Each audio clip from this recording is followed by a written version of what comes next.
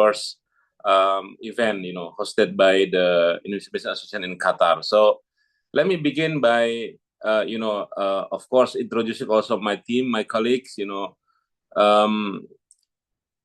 At our ministry, we have also what we call as, a Middle East team leader. We have Pak Iqbal and Pak Abdul Somad and some other teams. And we also, have a rep office by the name of Indonesia Investment Promotion Center in Abu Dhabi. And I'm happy to say that Pak Nova and Pak Oki is also joining, this webinar. So with that, you can, get the whole contact points, for further communication. I believe, further communications or discussion is quite important. So let me begin by, the first slide. Basically, what I want to say, with this slide is, jadi saya Bapak Ibu, saya ingin pindah bahasa Indonesia bahasa Inggris ya, sesuai dengan permintaan panitia. Jadi saya ingin langsung ke slide kedua. So basically, what we would like to say, in this first slide is, how you can, compare, our investment targets in the next 5 years, and under the President Prabowo administration, because, I think everybody is fully aware the intention from the government is how to grow the economy all the way, up to 8%. And hopefully that can be done, in 2029. But, from this year, to next year and all the way to 2029, you can clearly see that the target of our economic growth is clearly showing, very, strong target, and for that, of course, investment, particularly foreign direct investment, play a part, as one of the main components to be, the enabler of the economic growth. So you can clearly see this year we have close to 120 billion US dollars of all investment target in Indonesia. And I'd like to highlight that the investment that's, mentioned here is the direct investment, of course, perhaps, some of you, you are already doing so-called indirect investment, but, that is not under our ministry. Our ministry is more on the direct investment. So, coming back to the President's Prabowo's economic target, you can clearly see, each and every year, we have increased the, the investment realization target. And again, we hope that by 2029, the investment realization target will be able to achieve, 213.4 billion US dollar to support the 8% of the economic target. So you can clearly see how investment play a key part, in achieving this target. Next slide.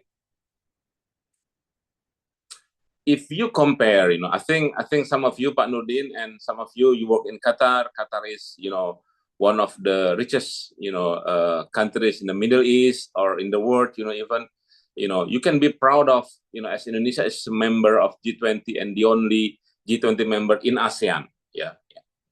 Under ASEAN, of course, we are the largest economy, but we are the only G20 member, in ASEAN. As you can clearly see that we are actually second, after India, when it comes to GDP growth projections, compared to many other G20 countries. So you can clearly see that, hopefully the economic program of Indonesia is still showing some interest, despite, of course, some of you are aware, we also have our challenges.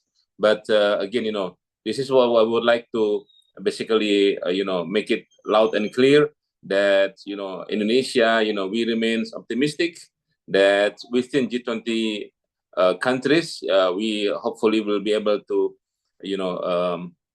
be second, source of GDP growth, global GDP growth, second after India. Next slide. And if you take a look at, this is something that I'd like to discuss with you. Maybe some of you are asking, how big investment, from Qatar in Indonesia. If we take a look in the past, 5 years, unfortunately, the number has not been really, encouraging. We, according to our data, only slightly, 33.3 million US dollar recorded, and this is spread, in 65 projects all over Indonesia. As you can clearly see on the left side, housing, industrial, and office areas is the, almost 50% of the total Qatar investment, followed by hotel, restaurant, and so on and so forth. And the location, as you can clearly see on the right side, mostly, in the eastern part of Nusa Tenggara, and this is quite, surprising, to be honest.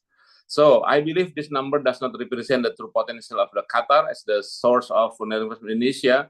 And I think through this webinar, we hope we can also,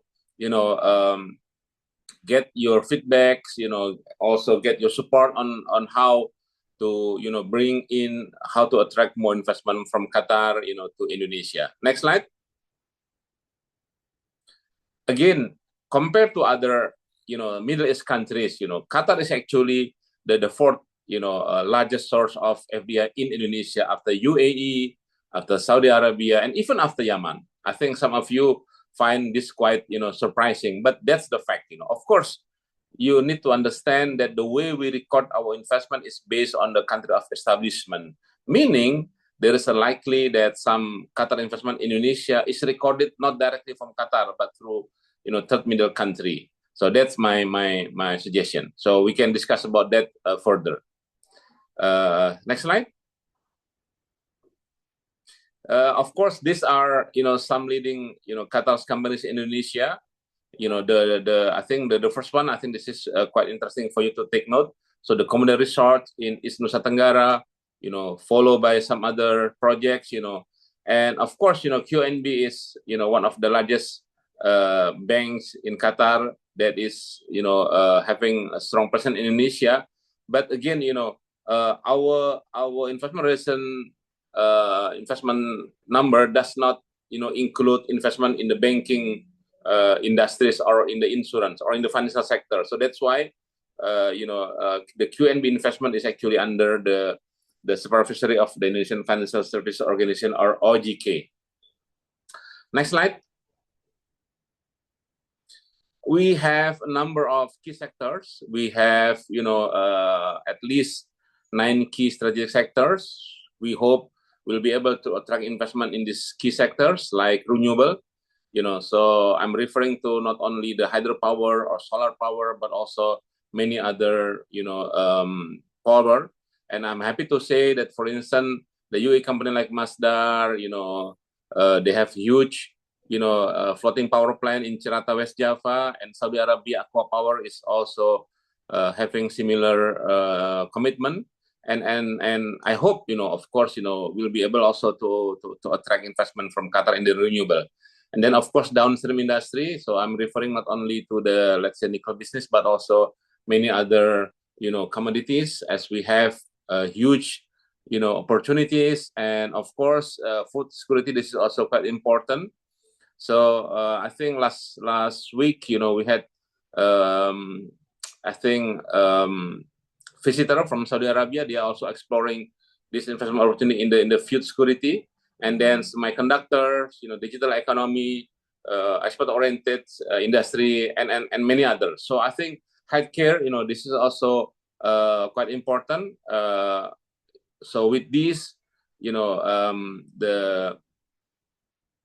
we'll be able to attract more investment in the pharmaceutical industry or medical device, and also including the layanan kesehatan, hospital services, and many other sectors. So I don't have time to explain all of this in detail, but I'll be happy to take your questions later on.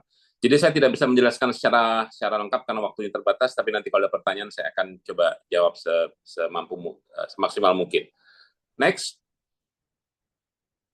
The next slide, again, this is, the 28 strategic commodities that we have, again, not only under the mineral and coal or under the oil and gas. I'm happy to take note that some of you are, working in Qatar as an engineer in the Qatar gas and some of the key sectors.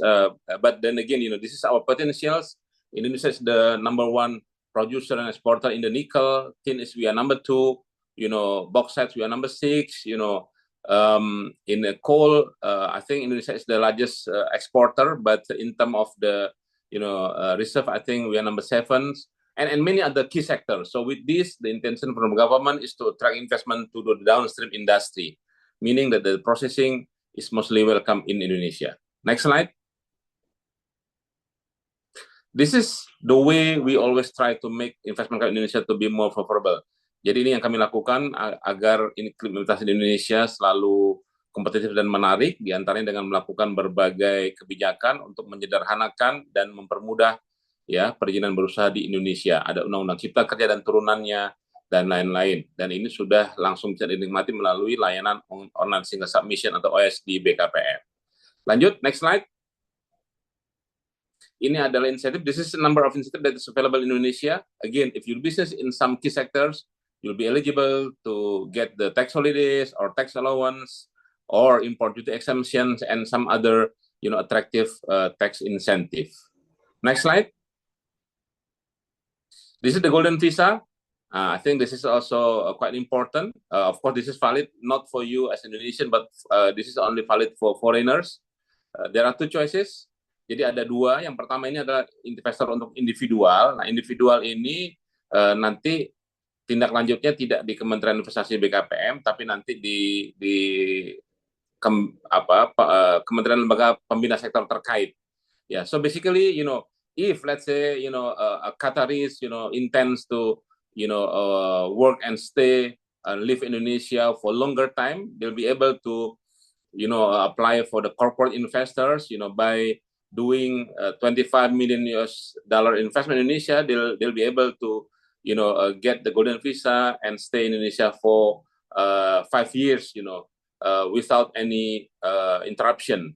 And if you add another $25 million with a total of $50 million, the foreigners or the Qataris and many other nationalities, they can stay in Indonesia all the way into 10 years stay permit. Next slide. This is the number of investment opportunity that is available in Indonesia. You can double check at our website. This is available. So Pak Nurdin, again, please feel free to share this information to all your colleagues. The potential, perhaps, business people in Qatar, not only Qatari nationals, maybe also other, foreign nationals living and working in Qatar. So basically, under this, ready to offer projects, we have 40 manufacturing projects all over Indonesia. We have 9 infra projects being offered, over Indonesia. We have, 14, food and agriculture. We have, 13 in the tourism sector and many other sectors. I'm afraid I don't have time to explain, everything in detail. But again, I'll be happy to take question. And I think this is something that you can, promote. You can help us to promote these sectors to foreign, potential business people. So with this, again, let me just highlight one key project in Indonesia. Next slide. One of the profile being offered is on the beef cattle agribusiness. Again, Indonesia, we import a lot beef. We import a lot red meat from, for instance, from Australia. So one of the intentions of the government is to offer this project, to any investor, not necessarily Qatari. It can be, other nationalities, or it can be done by Indonesian business people. So with this, you can clearly see we have prepared everything. The feasibility study is there. The potential location is there. The background information why this project matters is also available, and so on and so forth. So with this, all I can say is that this project is feasible, financially feasible. Also, of course, this is also legally, supported by the current rules and regulation. And last but not least, again, from a technical point of view, this is also, too good to miss. Next slide. This is what we do at the Minister of Investment. I'm happy last time, apart from our, daily activities, we got the invitation from the QNB, and, again, we highlighted our strong, commitment to help to attract more and more investment from Qatar, in particular to Indonesia. And that's why, what we do at the ministry is to promote the investment opportunities. We bridge, any opportunities with all the stakeholders and business people and partners. We assist any companies doing business in Indonesia. We facilitate any challenges or let's say difficulties, and we provide many other support. Basically, what we would like to say is that we are also available. If any business people is requesting our support. Jadi Bapak Ibu, ini yang kami lakukan intinya ya, dengan Qatar ini kami hadir dalam berbagai kesempatan ya, termasuk sebetulnya tahun lalu ya Pak Nurdin, itu kami sebetulnya sempat ke Qatar Economic Forum ya, kita juga bikin acara di Doha, itu saya ingat bulan Mei itu tahun lalu, itu saya fotonya lupa disampaikan, tapi intinya that's what we do. And to conclude, next slide, I think all I can say is that at the Minister of Investment and Downstream Industry, we'll be happy to take you, to help you, to assist you in any way. And again, our teams, our full teams is here. Pak Iqbal as the team leader, and also Pak Nova as our extension promotion arm, in Abu Dhabi. So Pak Nurdin, you can also perhaps invite Pak Nova and team, to visit Doha, and also to, discuss any opportunities with you and all the relevant, business people. Thank you very much. Assalamualaikum warahmatullahi wabarakatuh. Waalaikumsalam warahmatullahi wabarakatuh. Yes, thank you very much, Mr. Cahayapurnama. This the slide is really insightful. This full of opportunity in Indonesia. So we can start our discussion, opening the question Q&A. I invite our participant to, if you have any doubt or any question, you may raise hand or type in the chat box. But before that, I would like to start the first question, Pak Cahyo.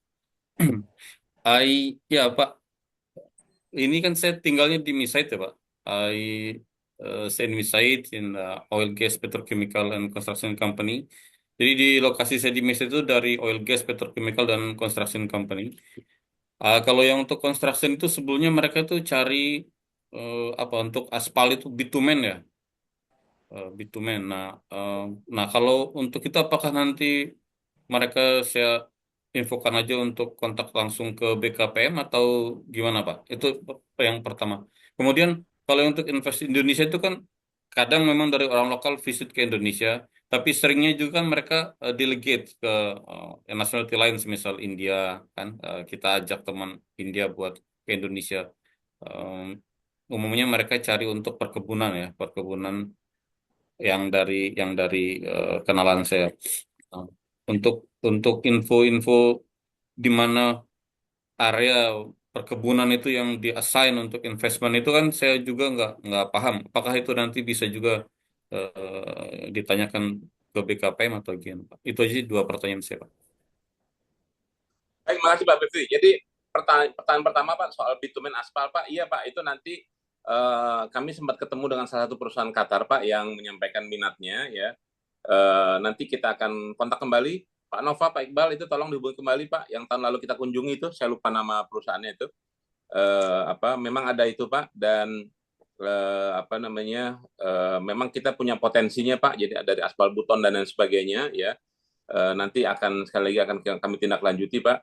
Intinya Pak, memang semua potensi ya, semua yang bisa memang kita tawarkan, dan kita memang memiliki keunggulan gitu Pak, karena bagaimanapun juga kan tentu ya investor itu punya punya katakanlah keleluasaan, mereka yang bisa milih ya, ibarat mereka mau tanda kutip beli barang gitu kan, atau mau tinggal di hotel, mereka tinggal pilih mana yang mau mereka pilih begitu. Jadi kita yang memang harus menyiapkan dengan baik, dengan menarik gitu Pak, karena agar ketika dibandingkan dengan negara lain itu kita tetap lebih unggul, tetap lebih kelihatan kompetitif lah dan sebagainya gitu. Jadi yang pertama sebab itu seperti itu Pak. Nanti saya coba ini kontak lagi Ya, tapi sambil tadi itu Pak, sekiranya ini perusahaan yang berbeda, sekali lagi nanti dari kami, dari Pak Nova ini yang ada di Abu Dhabi, Pak, sehari-hari, nanti juga bisa terbang Pak sekali-sekali mungkin ke Doha begitu. Ada Pak Oki juga di sana dan sebagainya,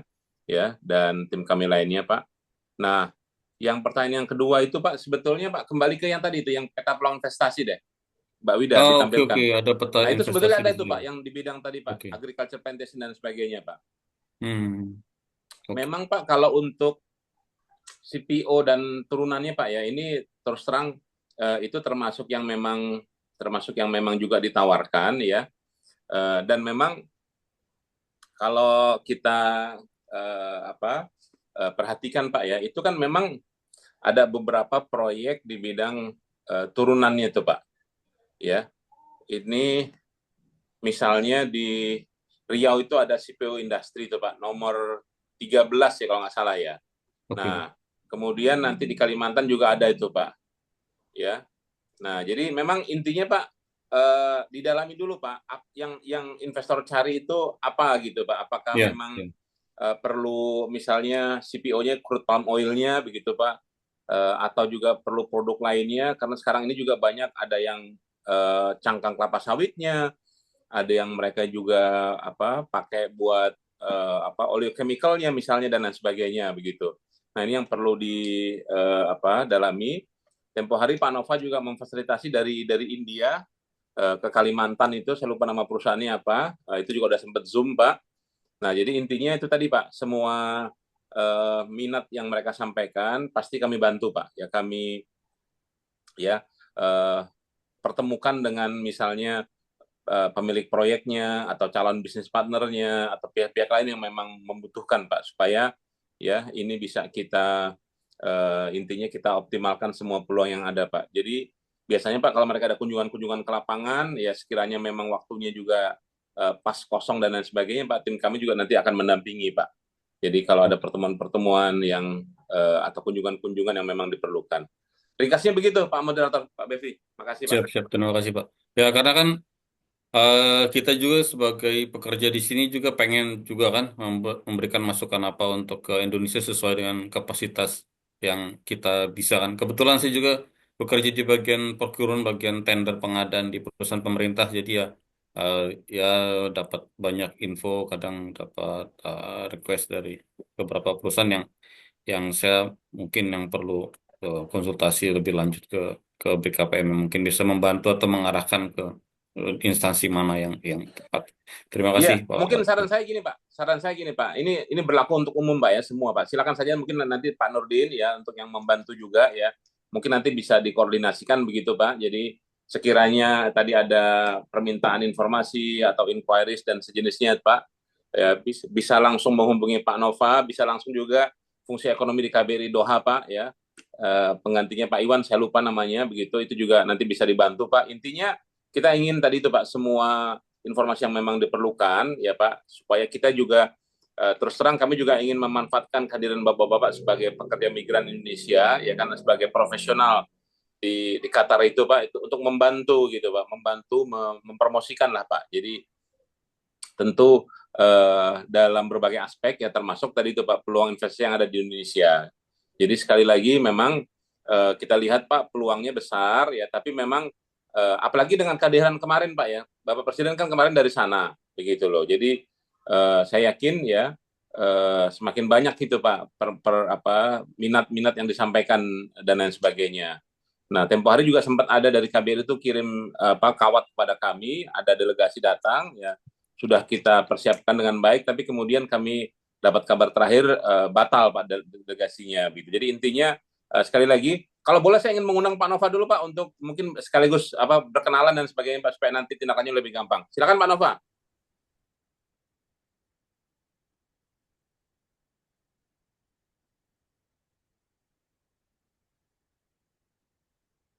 Oh, sudah hadir Pak Cahyo, Pak Nova. Mestinya sih sudah ya. Pak Oki atau Pak Nova, silakan. Coba saya cek ya. Ini ada Pak Nova Masri Oh, ya. ada, Baik, benar. Pak. Ah, Nova iya Masri betul. bukan ya? Oh iya, ya. Betul, Oke. betul. Iya, benar. Ya, monggo, Silakan silakan. Pak Nova. Pak Oki.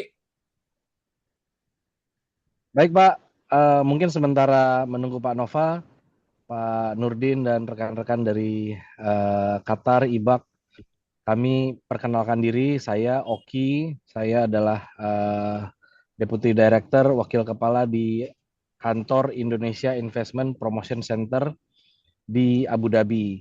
Sebagaimana disampaikan oleh Pak Direktur Cahyo tadi, bahwa kami adalah perwakilan dari Kementerian Investasi yang posisinya berada di Abu Dhabi, namun wilayah kerja kami adalah mencakup negara-negara Timur Tengah, juga Asia Tengah, juga Asia Selatan dan Afrika. Kalau ada apa-apa, mungkin nanti kami akan share nomor kontaknya. Sebenarnya kami secara intens cukup sering berkomunikasi dengan Pak Nurdin, terutama menjelang acara ini. Juga pada tahun lalu kami sempat juga setelah kegiatan di bulan Mei Investment Forum di Qatar, di Doha, sekitar bulan Oktober kami juga sempat mengunjungi Doha, waktu itu dengan salah satu tim dari Kementerian Investasi juga, dari Kedeputian Pengembangan Iklim Penanaman Modal, yang waktu itu hadir adalah Pak Direktur Suhartono. Kemudian di sana saya berkenalan dengan Pak Nurdin dan rekan-rekan masyarakat Indonesia lain, juga memperkenalkan potensi dan peluang investasi, juga mengupdate terkait perizinan berusaha di Indonesia waktu itu. Mungkin demikian Pak dari saya. Terima kasih Pak Dir atas kesempatannya. Silakan Pak Nova, apakah sudah available? Ya, izin Bapak. Assalamualaikum warahmatullahi wabarakatuh. Selamat pagi, selamat sore Bapak-Bapak. Perkenalkan saya Nova Pak, saya perwakilan Kementerian Investasi di Abu Dhabi. Jadi mungkin pertama saya ucapkan selamat ini atas penyelenggaraan seminar pertamanya Pak ya, untuk IBAK. Dan juga terima kasih kami sudah bisa diundang dalam pertemuan ini. Tadi sudah disampaikan Pak Cahyo, Pak Oki terkait dengan tugas kami. Jadi intinya kami siap Pak apabila ada rekan-rekan teman-teman yang akan membantu investor atau mengetahui investor yang akan berinvestasi. Jadi silakan kontak kami, silakan kontak ke fungsi ekonomi di KBRI Doha. Jadi silakan saja Pak, kami akan siap membantu. Dan juga teman-teman tadi saya lihat ada juga yang dari UAE ya, silakan kontak kami atau mengunjungi kantor kami, silakan apabila ada yang perlu diketahui terkait dengan potensi investasi di Indonesia. Kami mungkin tadi sudah sampaikan juga Pak Direktur Cahyo, ada beberapa investor yang kami fasilitasi Bapak. Jadi mungkin contohnya mungkin beberapa minggu yang lalu, minggu ini mungkin ya, dari salah satu investor dari Qatar yang meminta fasilitasi untuk pertemuan di beberapa sektor seperti jalan tol, kemudian ada juga terkait dengan perumahan, dan juga satu lagi itu saya lupa apa lagi. Jadi mereka intinya meminta fasilitasi untuk bertemu dengan perusahaan-perusahaan tersebut atau dengan kementerian tersebut. Jadi silakan saja untuk kontak kami karena akan lebih mudah ketika komunikasi itu misalnya dari KBRI Doha atau dari IPC atau dari Kementerian Investasi dibandingkan dengan langsung direct dari perusahaan ke kementerian. Jadi silakan kontak kami, bisa melalui Pak Nurdin atau KBRI atau kami langsung, silakan saja. Kami siap untuk membantu.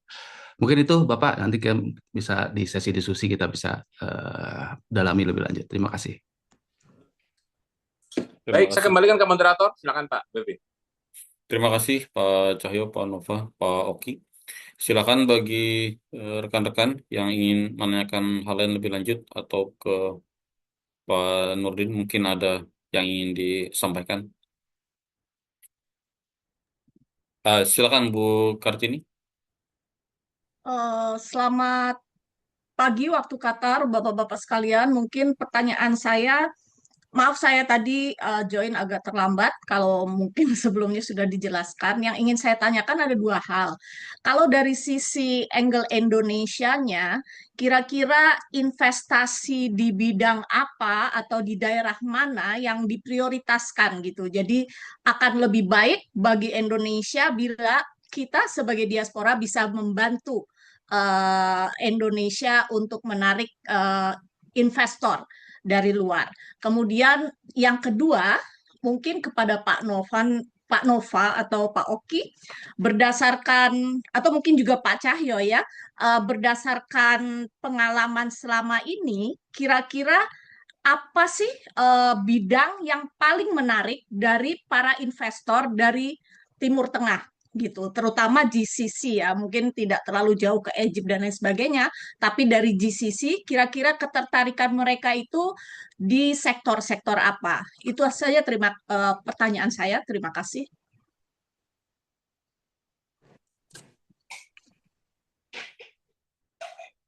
Ya, terima kasih Bu Kartini. Silakan Pak Cahyo. Baik, saya menjawab pertanyaan yang nomor 2 dulu ya. Jadi, nah ini menarik Bu. Tadi kan sebetulnya di slide sudah disiapkan ya. Coba tadi slide yang kembali ke sektor yang realisasi investasi Qatar di Indonesia. Jadi memang intinya memang kalau dilihat dari data yang ada ini, kita bicara mengenai data yang ada yang terekam ya, tercatat di kantor kami ya. Karena kan investor asing terutama itu ketika mereka investasi nanti mereka harus mendapatkan perizinan berusaha dan lain-lain. Nah itu tentu nanti dari kantor kami. Jadi ada 5 sektor tadi Bu Kartini ya. Jadi kalau dilihat ya investasi Qatar di Indonesia. Nah ini jelas di situ dan ini memang sebetulnya Bu total 33,3 miliar juta dolar ini dari Qatar ya total Bu selama 5 tahun terakhir. Ini sebetulnya ini terus terang ini kecil sekali nih, gitu loh. Ya tadi kalau dari yang next slide-nya itu di Timur Tengah nih Qatar ini bahkan peringkat keempat ya. Nah tapi tentu, nah ini yang saya juga mau sampaikan ya. Ini saya yakin Bapak Ibu di sana semua pasti paham ya. Uridu kan dari ujung-ujungnya kan dari Qatar ya sebagai beneficial owner ultimate-nya. Nah, tapi itu tidak terekam di Indonesia sebagai investasi dari Qatar karena itu mereka masuk Indonesia melalui Singapura begitu. Tapi kalaupun itu ditambahkan, tetap memang angka investasinya itu dari Qatar itu tidak sebesar potensinya begitu. Jadi memang ini yang harus kita pahami ya. Saya ambil contoh misalnya, ya contoh investasi dari Hong Kong ya atau dari China. Hong Kong itu di kuartal 1 2025 ini itu nilainya udah 2,2 miliar dolar ya. Jadi satu kuartal Hong Kong saja itu lebih besar daripada 5 tahun dari Qatar begitu ya. Jadi memang jauh sekali gitu. Jadi potensinya tentu besar, tapi ya tadi itu kita lihat memang keadaan yang ada sekarang ini memang tidak besar. Kenapa? Nah, ini menjadi pertanyaan ya. Jadi tentu kita perlu menarik untuk kita diskusikan ya. Ini ada banyak faktor, ada banyak alasan ya. Sebagai contoh yang saya mau sampaikan ya, memang secara umum kalau kita lihat di Indonesia ya, kita lihat misalnya 10 besar investor yang ada di Indonesia. Memang nomor 1 itu adalah dari Singapura, tapi kita tahu sebetulnya ini lebih kepada fungsi Singapura sebagai hub ya. Jadi bukan hanya hub penerbangan ya atau bisnis, tapi juga sebagai hub investasi. Nah, kemudian nomor 2 tadi saya bilang dari Hong Kong, kemudian dari China, kemudian dari Malaysia, kemudian dari Jepang dan lain-lain ya. Nanti ada Korea di situ, nanti ada negara-negara lain begitu. Nah, kalau kita lihat memang ya tentu ini juga dilihat dari karakteristik satu negara tadi Qatar ya.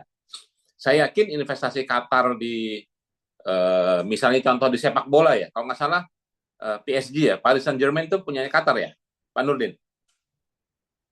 Betul Pak. Nah itu contoh itu Bu tuh, ya kan?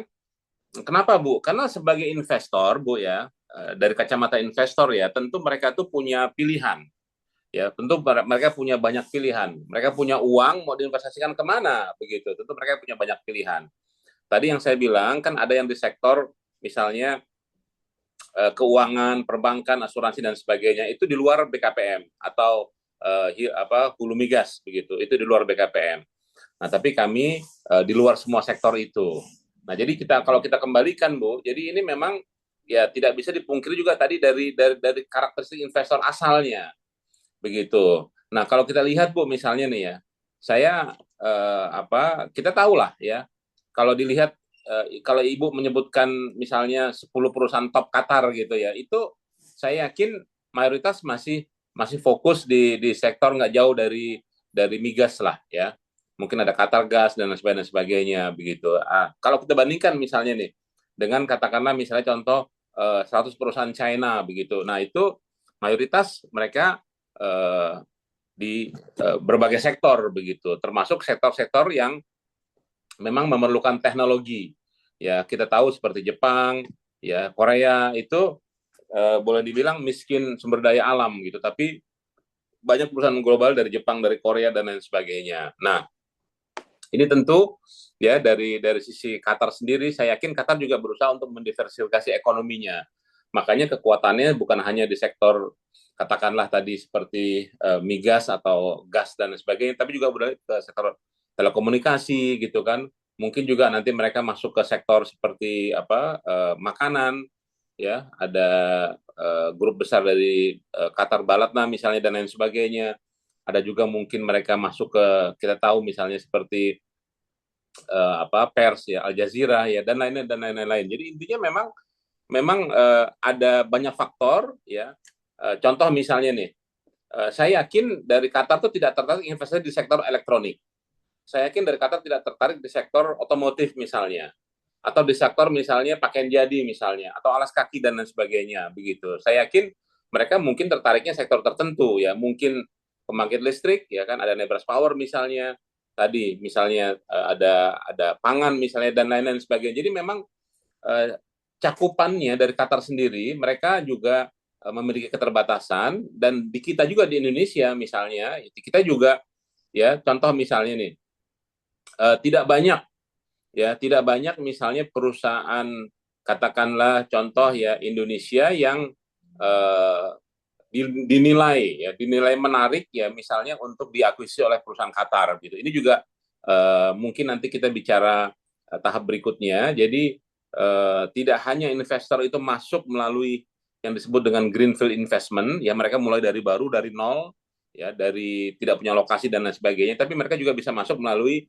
istilahnya merger and acquisition begitu loh. Nah, ini juga penjelasannya agak panjang, tapi intinya itu memang hal yang juga menjadi salah satu sebab, dan ada sebab-sebab lain begitu. Jadi ada banyak misalnya. Nah, makanya yang tempo hari seingat saya ketika di Qatar itu ya ada penandatangan joint investment fund, ya itu kita berharap tuh nanti itu mungkin antara sovereign wealth fund ya, Qatar Investment Fund atau Qatar Investment Authority, dan mungkin dari INA atau dari misalnya kita punya Danantara dan sebagainya, itu mungkin nanti bisa menjajaki sektor-sektor baru begitu. Itu nanti akan lebih cepat begitu. Saya pikir jawaban yang pertanyaan kedua Bu Kartini seperti itu.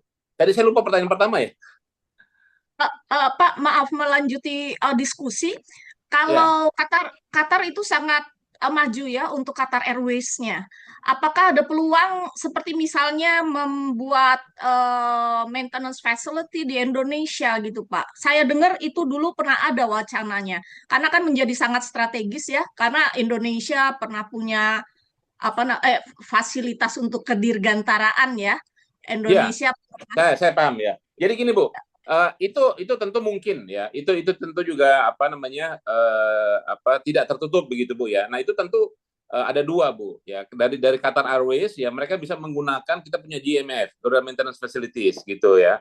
Jadi istilahnya itu kan semacam MRO, Maintenance Repair Overhaul begitu Bu, bisnis. Jadi dari GMF juga menawarkan itu Bu. Jadi pesawat Qatar yang misalnya perawatan berkala dan lain sebagainya begitu. Tapi ya itu tadi Bu, tentu dari pihak Qatar Airways dia akan membandingkan apakah lebih kompetitif ya dilakukan di Indonesia atau seperti apa gitu. Tapi kalau memang dari Ibu sudah bisa menyampaikan informasi dari Qatar Airways, mereka tertarik untuk melakukan investasi di sektor MRO, wah kita sangat senang Bu. Begitu. Apa Ibu udah dapat informasi seperti itu? Belum Pak, saya pernah dengar dulu pernah ada wacana bahwa Qatar Airways ingin mempunyai maintenance facility di Indonesia. Dulu sih mungkin lebih dari 5 tahun yang lalu Ya, nah intinya pastinya. gini Bu, kalau Ibu ada informasi apa namanya yang lebih apa terverifikasi gitu Bu ya, nanti bisa kita apa coba approach Bu. Jadi kita punya beberapa lokasi ya, ada di Batam misalnya, ada di Kertajati gitu, itu lokasi yang cocok untuk kegiatan tadi industri MRO ya, maintenance repair overhaul. Jadi memang itu cocok begitu Bu. Dan itu sebetulnya kita tawarkan juga Bu ya kepada investor dari manapun begitu. Tapi sekali lagi Ya, ini bidangnya spesifik ya, dan tentu itu tadi itu Bu ya. Bagi seperti Qatar Airways itu gampangannya gitu Bu, itu mereka tadi punya dua pilihan gitu. Apakah istilahnya betul. tinggal tahu beres gitu ya, tinggal dibawa pesawatnya ya, di servis ya, di apa lakukan GMF. maintenance di Indonesia begitu dengan GMF gitu kan, atau mereka bikin perusahaan baru begitu dan sebagainya. Itu makanya kalau Ibu dapat info, ini kan kami juga mohon ya kalau sudah terverifikasi kebenarannya begitu, akurasinya seperti apa begitu, nanti akan kita tindak lanjuti. Begitu Bu Kartini. Ya, siap Pak. Tadi yang pertanyaan pertama ini Pak, apa namanya? Apa yang dianggap prioritas dari angle-nya Indonesia gitu sehingga akan membantu Iya, tadi Indonesia. sebetulnya ada di slide sebelumnya tuh Bu tuh. Mungkin Ibu Oh, apa joinnya iya, belakangan joinnya telat. begitu.